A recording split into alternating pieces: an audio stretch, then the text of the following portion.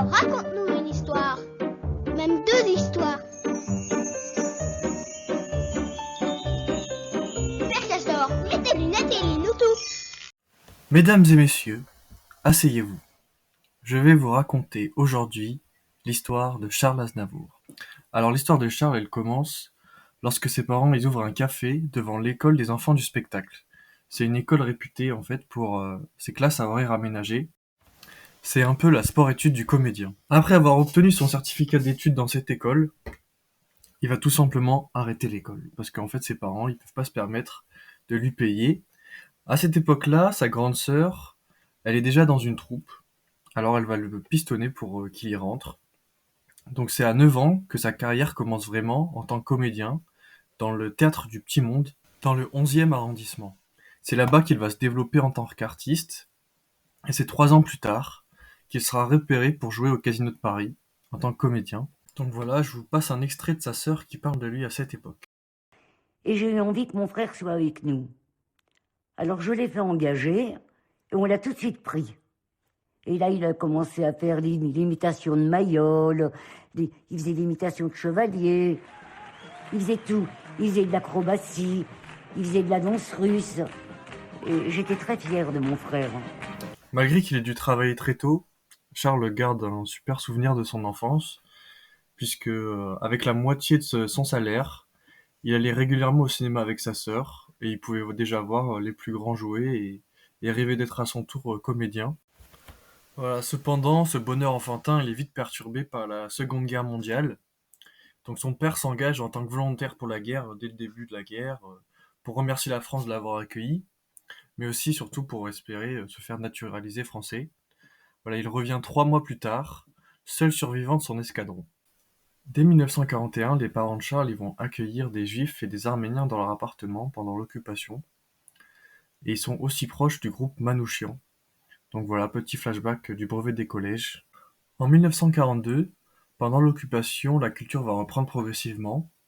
Charles a 18 ans, donc il peut reprendre sa carrière et ses rêves à nouveau. Son rêve, il est simple.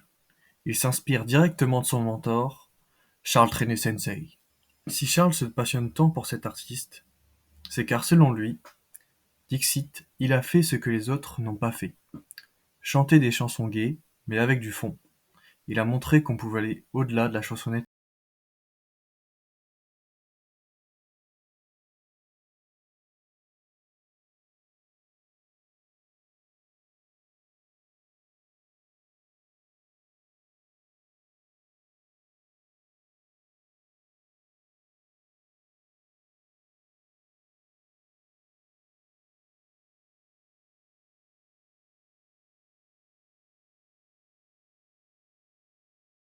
Aznavour, c'est d'écrire sur des sujets intemporels et de toucher tout le monde, dans 10 ans comme dans 50 ans, et surtout de pas faire la promotion de son 45 tours entre le rayon fromage et charcuterie. Brésil ou pas, on bat les couilles. C'est bien en 1942 qu'il se lance vraiment dans la musique quand il rencontre Pierre Roche, avec qui il forme un duo. Tous les deux sont à l'opposé. L'un est pauvre, moche et petit, l'autre est grand, beau et vient d'une famille aisée. Ils font leur petite vie d'artiste pendant 4 ans. Leurs principaux bangers, c'est Je suis releveur d'appareils automatiques. À toutes les heures, j'ai des pièces métalliques. Je les entends qui sonnent, écoutez-les sonner. Quand elles s'entrechoquent, C'est moi qui suis choqué. je dois vous avouer ce que j'ai. Tant de monnaie que vraiment cela m'exaspère. Tant de menu monnaie, avouez que c'est une mauvaise affaire. Tant de monnaie m'alourdit mes gris caractères, vous voyez.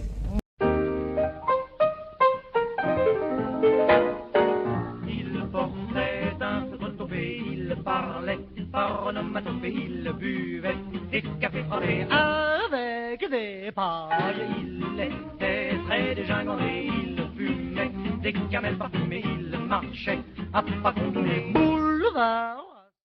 Ils vont se produire dans des galas jusqu'en 1946, où se produit le prochain tournant de notre histoire. Ils sont invités par Francis Blanche sur la RTF, la radio-télédiffusion française. Donc en gros, en termes d'opportunités, on va dire que c'est un freestyle sur Planète Rap, mais avec une audience TF1. Comme tu t'en doutes sûrement, Charles et son pote, ils découpent l'instru.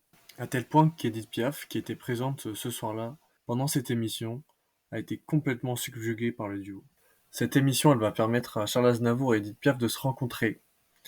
Puisque juste après l'émission, ils vont faire un after chez Édith Piaf et ils vont complètement connecter tous les deux.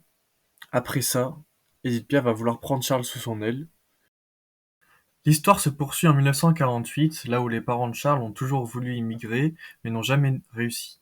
C'est d'ailleurs pour ça qu'ils sont restés en France et qu'ils ont eu Charles en 1924. Les États-Unis, c'est l'Eldorado que Charles veut conquérir à tout prix. Il part à l'origine pour accompagner Piaf dans sa tournée, mais aussi pour tenter sa chance. Comme tu peux l'imaginer, il arrive sans un sou, fait un concert sauvage devant la Statue de la Liberté et déchire tout comme une rockstar. En fait, non. Il se fait recaler dès la douane, parce qu'il n'a pas de visa, et il est emprisonné 3 jours à Ellis Island, la prison pour les immigrés. Heureusement pour lui, il dévoile sa carte piège face verso, Edith Sancho, qui lui paye sa caution. Malgré le coup dur, il ne se décourage pas et commence sa conquête de l'Amérique, mais au Québec, là où il se produit pendant 1 an et demi avec Pierre Roche, au cabaret montréalais, au Faisan Doré. Nous sommes en 1950, et le succès ne vient pas. En plus, Pierre Roche tombe amoureux d'une chanteuse. Le duo se sépare bien sûr, mais Edith l'encourage à continuer une carrière solo. Désormais, Monsieur fait partie du cercle privilégié d'Edith Piaf. Elle l'incorpore dans sa tournée d'été comme régisseur et chanteur en première partie. À la suite de cela, il sera pendant 8 ans son homme à tout faire. Je faisais tout, oui.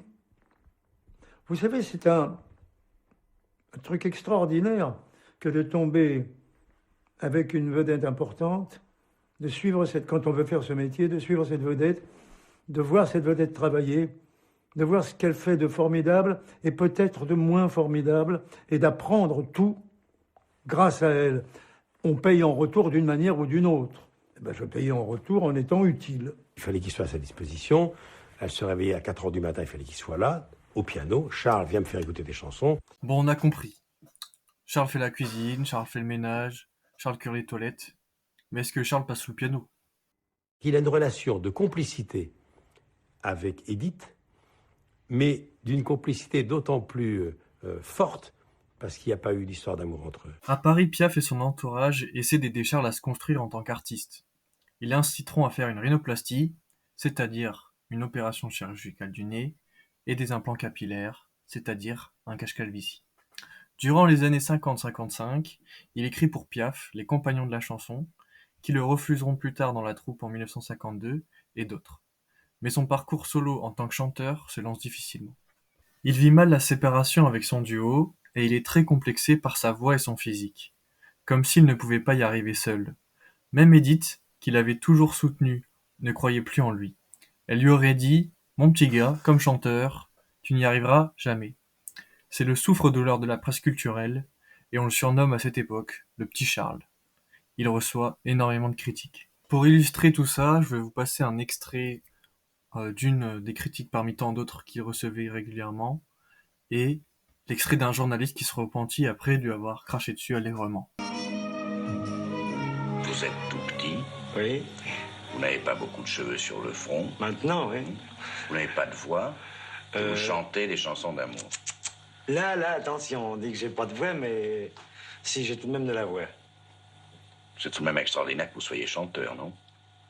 Quand j'ai écrit pour la première fois quelque chose sur Charles Aznavour, c'était même pas dans le Figaro auquel je collaborais déjà, c'était dans un journal de music hall qui s'appelait Music Hall et qui traitait des variétés. Et j'avais dit des choses pas très agréables. J'avais dit ce type ne fera aucune carrière. Alors bon, il est pas français. Bon, ça c'était pas le plus intelligent.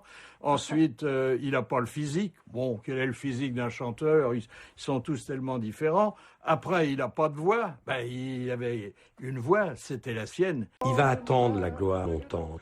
Il attend, il est pas loin, et à chaque fois, ça retombe. Il n'était pas encouragé. Tout le monde se demandait ce qu'il venait faire dans la profession. Il n'est pas bien dans sa peau. Il se plaît pas beaucoup dans ces années-là. Et puis, il y a Beko, qui est beau mec, et puis il y a Montand, et puis il y a une concurrence incroyable, et puis il y a le petit Charles, c'est le petit Charles. Un soir, découragé par une prestation qui a encore floppé, il écrira sur un papier « Quels sont mes handicaps ? Ma voix, ma taille, mes gestes, mon manque de culture et d'instruction, ma franchise, Mon manque de personnalité? Ma voix? Impossible de la changer. Les professeurs que j'ai consultés sont catégoriques. Ils m'ont déconseillé de chanter. Je chanterai pourtant, quitte à m'en déchirer la glotte. D'une petite dixième, je peux obtenir une étendue de près de 3 octaves. Je peux avoir les possibilités d'un chanteur classique, malgré le brouillard qui voile mon timbre. La légende raconte qu'il gardera cette feuille sur lui pendant des années, comme une promesse qu'il s'est faite à lui-même. Paris ne l'aime pas, soit. Alors il chante au Maroc, et le public l'apprécie. Là-bas, il se fait repérer au casino de Marrakech par le directeur du Moulin Rouge Jean Baudet. Grâce à ça, il revient à Paris pour se produire, de 1956 à 1960. Il arrivera à faire des premières parties à l'Olympia et à l'Alhambra, où il connaîtra des succès légers, qui retomberont assez vite. Il n'arrive toujours pas à convaincre les gens du métier de son talent, sauf Eddie Barclay, grand producteur de l'époque qui le fait signer dans sa maison de disques en 1960, mais nous y reviendrons dans un instant. Car, en parallèle, sa carrière d'acteur, elle, décolle complètement. Il obtient son premier grand rôle en 1958 dans le film La tête contre les murs de Jean-Pierre Mocky, rôle pour lequel il recevra en 1960 l'Étoile de cristal, ce qui est l'équivalent du César à l'époque. De 1959 à 1960, il jouera dans 4 films. Ce qui fait sa force en tant qu'acteur, fait sa faiblesse en tant que chanteur. On le compare à Chaplin avec son physique atypique de petite taille. Avec son succès au cinéma, il est sur le point d'abandonner sa carrière dans la chanson. Eddie Barclay réserve l'Alhambra le 12 décembre 1960, où Charles devra se produire une énième fois. Eddie est maintenant le seul à croire en Charles, après l'avoir longtemps snobé, et tente un pari fou. Cette fois-ci, ça passe ou ça casse. À cette époque, c'est le producteur avec le carnet d'adresses le plus fourni de Paris. Pour ce concert, il invite tout le gratin de l'époque. Il y avait tous les écrivains, les chanteurs, les acteurs les plus en vue, Jean Cocteau, Dalida, Louis Armstrong, et bien sûr les fameux critiques culturels, qui se languissaient déjà de le voir se vautrer en public. C'est l'ultime chance pour Charles de percer le plafond de verre que le petit Paris a créé au-dessus de lui depuis tout ce temps. Il ne se démine pas et prend le taureau par les cornes. Il se présente devant un public qui lui est hostile et qu'il doit convaincre. Il interprète 7 chansons devant un public plutôt impassible. Forcément, le public ce soir, c'est un peu la cour de Louis XIV. C'est un événement assez mondain où les gens sont venus principalement pour se montrer et se comparer. On applaudit légèrement de manière précieuse et du bout des doigts. Mais Charles ne se laisse pas abattre. Il va tenter une mise en scène pour sa dernière prestation. Pour la première fois, il va interpréter « Je me voyais déjà ». Une chanson presque autobiographique qui parle d'un homme rongé par ses rêves d'adolescent, ces mêmes rêves qui l'ont finalement poussé jusqu'au bout à vivre une vie d'artiste médiocre, pensant qu'il allait un jour réussir à devenir une star.